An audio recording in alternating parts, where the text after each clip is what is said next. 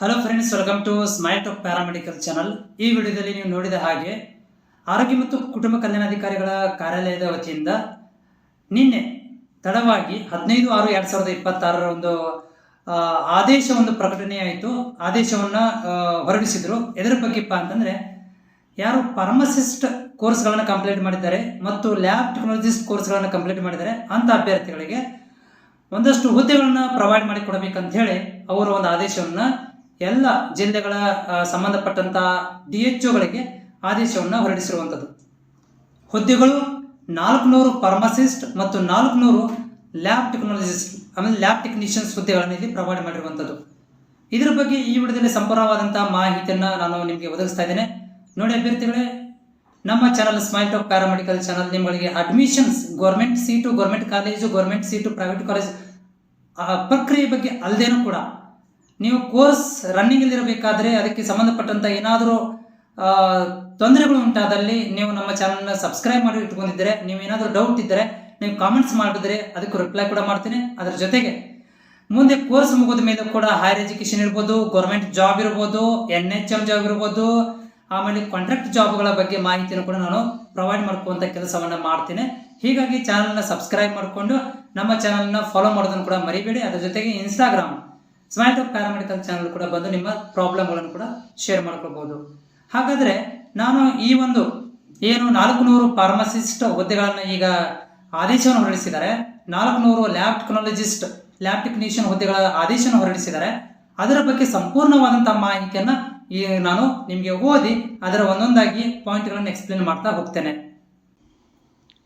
Friends, ಇಲ್ಲಿ ನೋಡ್ತಾ ಇದ್ದೀರಿ, ಇದು ನಿನ್ನೆ ಬಂದಿರುವಂಥ ಆದೇಶ 15/6/2026 ಆರೋಗ್ಯ ಮತ್ತು ಕುಟುಂಬ ಸೇವೆಗಳ ಆಯುಕ್ತಾಲಯ, ಆರೋಗ್ಯ ಸೌಧ, ಮಾಗಡಿ ರಸ್ತೆ, ಬೆಂಗಳೂರು ಇವರ ವತಿಯಿಂದ ಈ ಒಂದು ಪ್ರಕಟಣೆಯನ್ನು ಅಧಿಕೃತವಾದಂಥ ಜ್ಞಾಪನಾ ಪತ್ರವನ್ನು ಹೊರಡಿಸಿರುವಂಥದ್ದು. ಇಲ್ಲಿ ಏನು ವಿಷಯ ಹೇಳ್ತಾ ಇದ್ದಾರೆ ಅಂತಂದರೆ, ವಿಷಯ ನೋಡಿ, ಆರೋಗ್ಯ ಮತ್ತು ಕುಟುಂಬ ಕಲ್ಯಾಣ ಇಲಾಖೆಯಲ್ಲಿ ಮಂಜೂರಾಗಿ ಖಾಲಿ ಇರುವ ಹುದ್ದೆಗಳಲ್ಲಿ 400 ಕಿರಿಯ ಪ್ರಯೋಗಶಾಲಾ ತಂತ್ರಜ್ಞರು ಅಧಿಕಾರಿಗಳು ಹಾಗೂ 400 ಫಾರ್ಮಸಿ ಅಧಿಕಾರಿಗಳ ಹುದ್ದೆಗಳನ್ನು ಗುತ್ತಿಗೆ ಆಧಾರದ ಮೇಲೆ ಭರ್ತಿ ಮಾಡುವ ಬಗ್ಗೆ ಅಂತೇಳಿ ಒಂದು ವಿಷಯವನ್ನು ಹೊರಡಿಸಿದ್ದಾರೆ.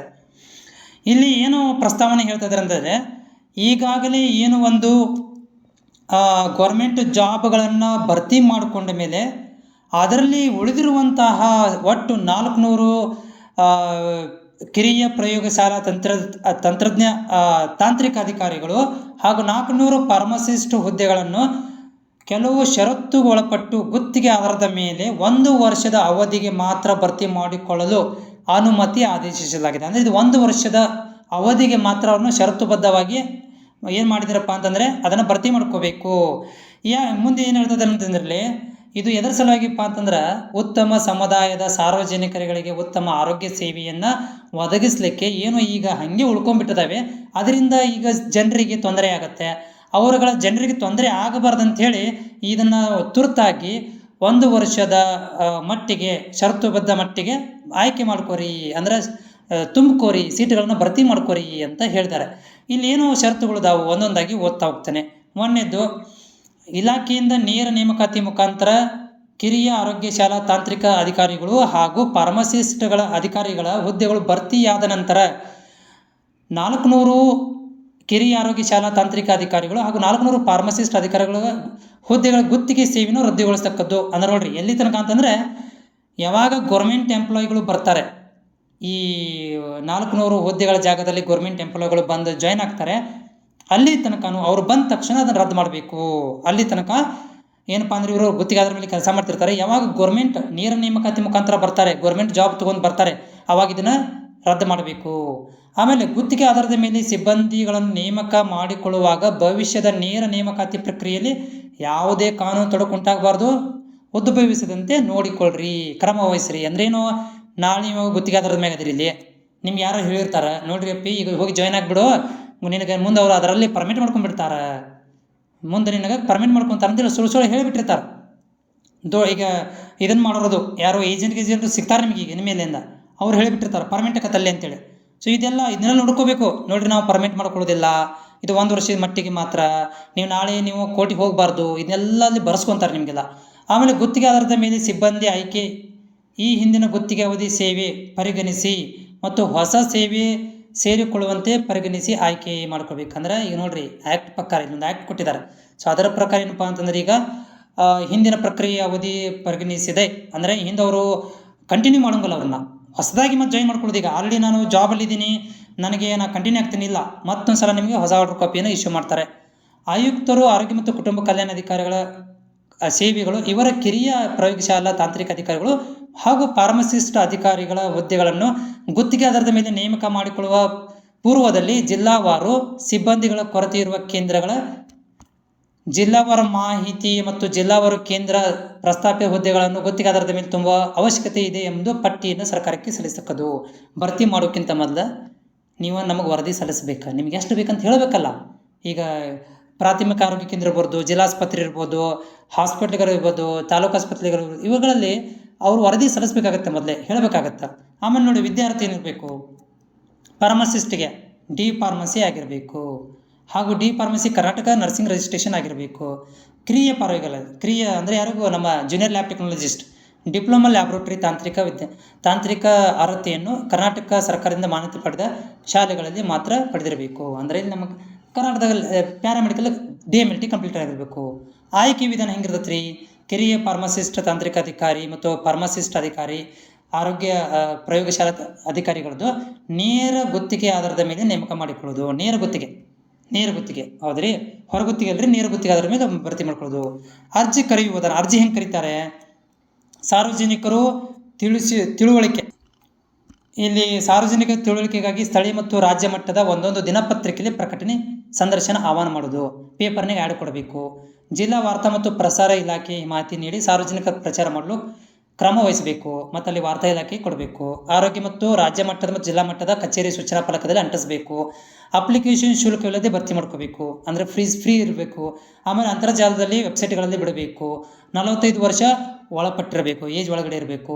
ಷರತ್ತುಬದ್ಧ ನಿಯಮಗಳನ್ನು ಇಲ್ಲಿ ಕೊಟ್ಟಿದ್ದಾರೆ. ಆ್ಯಸ್ ಪರ್ ದ NH ಇದ್ರ ಕಾರ್ಮಿಕರ ಇಲಾಖೆ ನಿಗದಿಪಡಿಸಿದ ಸ್ಯಾಲ್ರಿ ಇವ್ರು ಕೊಡಬೇಕು.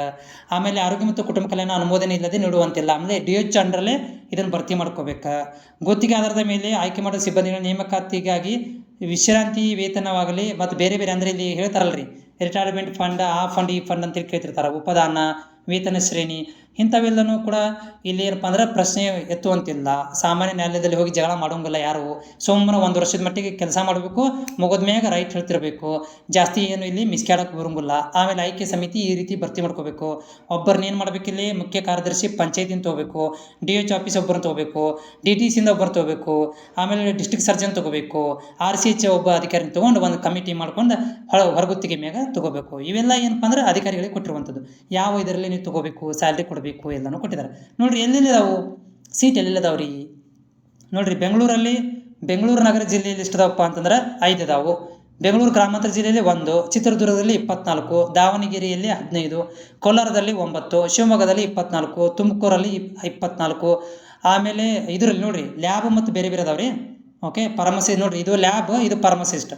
ಓಕೆ, ಆಮೇಲೆ ನೋಡ್ರಿ ಇಲ್ಲಿ ತುಮಕೂರದಲ್ಲಿ 18, 24 ಅದಾವ್ರಿ.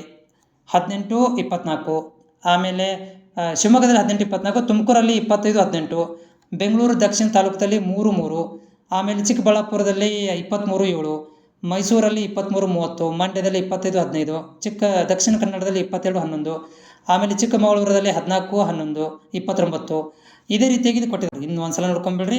ಅದೇ ರೀತಿಯಾಗಿ ನಮ್ಮ ಧಾರವಾಡದಲ್ಲಿ ಏನಾದರೂ ಗದಗ, ಧಾರವಾಡ, ಹಾವೇರಿದಲ್ಲಿ ಅದ ನೋಡ್ರಿ. ಇಲ್ಲಿ ಲ್ಯಾಬಲ್ಲಿ 6 ಅದಾವು, ಫಾರ್ಮಸಿಸ್ಟ್ 3 ಅದಾವು. ಹಾವೇರಿಯಲ್ಲಿ 18, 7, ಉತ್ತರ ಕನ್ನಡದಲ್ಲಿ 27, 23, ಕಲಬುರಗಿಯಲ್ಲಿ 13, 26, ಆಮೇಲೆ ಕೊಪ್ಪಳದಲ್ಲಿ 11, 4, ಬೀದರ್ದಲ್ಲಿ. ಓಕೆ, ಸೊ ಆಮೇಲೆ ನಮ್ಮ ಧಾರವಾಡದಲ್ಲಿ 1 ಅಷ್ಟೇ ಇರೋದು, ಇಲ್ಲ ಜಾಸ್ತಿ ಇಲ್ಲ. ಆಮೇಲೆ ವಿಜಯಪುರದಲ್ಲಿ, ಬಾಗಲಕೋಟೆಯಲ್ಲಿ 3, 7, 3, 7 ಅಂತದಾವು. ರಾಯಚೂರದಲ್ಲಿ 19, 18 ಅದಾವೆ ರೀ. ಆಮೇಲೆ ವಿಜಯನಗರದಲ್ಲಿ 14, 5 ಇದಾವೆ. ಯಾದಗಿರಿಯಲ್ಲಿ 15, 11 ಅದಾವೆ. ಒಟ್ಟು ಎಷ್ಟು ಅದಾವ್ರಿ ಇಲ್ಲಿ? 400 ಹುದ್ದೆಗಳನ್ನು ಭರ್ತಿ ಮಾಡ್ಬೇಕಂತ ಹೇಳಿದ್ದಾರೆ. ಓಕೆ, ಇದು ನಿಮ್ಗೆ ಏನಾದರೂ PDF ಬೇಕಪ್ಪ ಅಂತಂದರೆ ಓಕೆ, ನಮ್ಮ ಸ್ಮೈಲ್ ಟಾಕ್ ಪ್ಯಾರಾಮೆಡಿಕಲ್ ಇನ್ಸ್ಟಾಗ್ರಾಮ್ ಬಂದು ನೀವು ನಮ್ಗೆ ಏನು ಮಾಡ್ಬೋದಪ್ಪ ಅಂತಂದರೆ ಮೆಸೇಜ್ ಹಾಕಿರಿ. ಇದನ್ನು ಸ್ಕ್ರೀನ್ಶಾಟ್ ಕಳಿಸ್ಕೊಡ್ತೀನಿ ರೀ, ನಾನು ಸ್ಕ್ರೀನ್ಶಾಟ್ ಹಾಕ್ತೀನಿ.